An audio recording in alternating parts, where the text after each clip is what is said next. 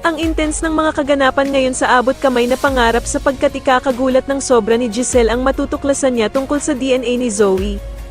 Dito nga ay kakausapin ng abogado ni Don Pepe si Giselle at ibibigay niya nga dito ang resulta ng DNA na iniwan sa kanya ni Don Pepe.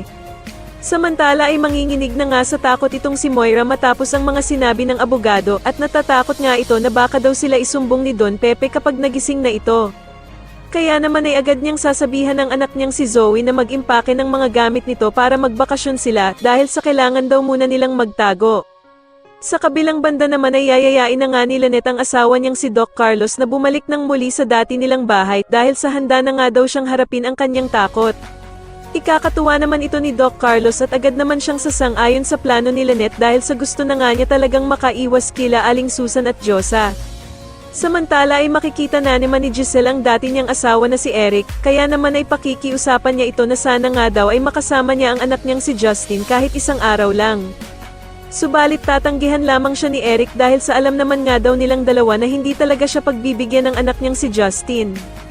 Sa kabilang banda naman ay magpapakasaya ang lahat sa Apex dahil sa makakabalik na ngang muli sila Nurse Ivan at Karen dahil nga sa tulong ni Giselle. Kaya naman ay sobrang saya ng kanilang mga katrabaho, at dito nga ay tatanungin ni Luke si Annalyn kung kailan daw ito babalik ng Apex.